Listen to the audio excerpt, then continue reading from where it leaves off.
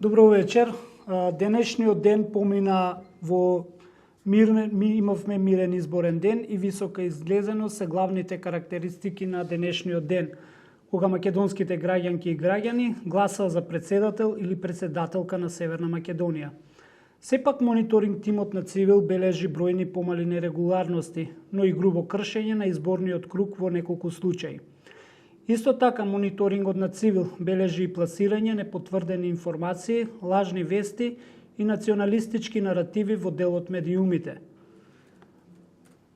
Најмногу прашина се крена околу изборното место 112/1 во Липково, за кое се проширија веста дека имало така наречен бугарски воз и полнење кутии. Дел од медиумите, како што се News 24, кои само интерпретираат вест од ТВ Алсат, но и Општинската изборна комисија и Државната изборна комисија излегува со различни информации. Од една страна се тврдеше дека на избирачкото место е прекинато гласањето, додека тврдењето од терен беше дека такво нешто немало.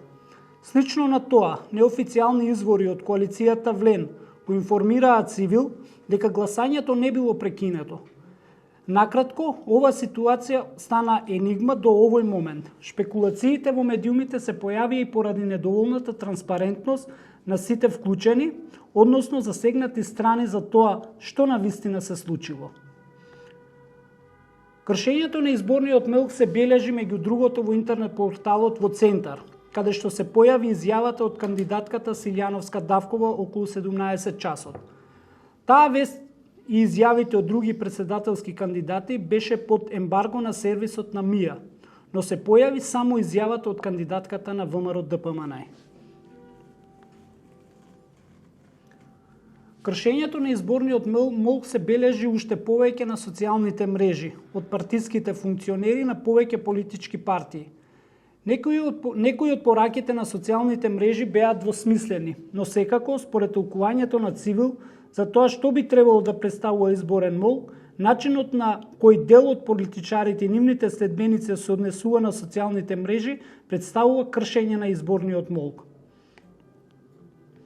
Во овој случај, изборниот молк недоволно добро е дефиниран во изборниот законник, а не беа прифатени ниту предлозите на работната група за измени во изборниот законник.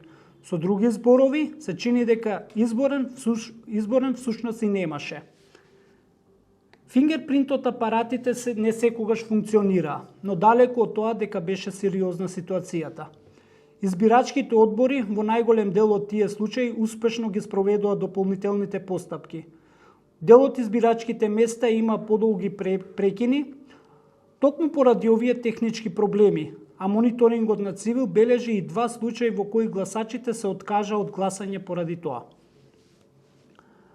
Во системот на Цивил се уште се внесуваат и обработуваат извештаи од теренското наблюдување на изборниот ден. Во претходните 3 пресконференции известивме за повеќе од 30 различни случаи за нерегуларности низ целата земја. Тие се објавени на медиумската платформа на Цивил. Целосен извештај за мониторингот и прелиминарната оценка на спроведувањето на председателските избори ќе биде објавено во текот на утрешниот ден. На сите македонски граѓанки и граѓани им честитаме за нивната висока граѓанска одговорност што ја покажа на денешниот ден на гласањето.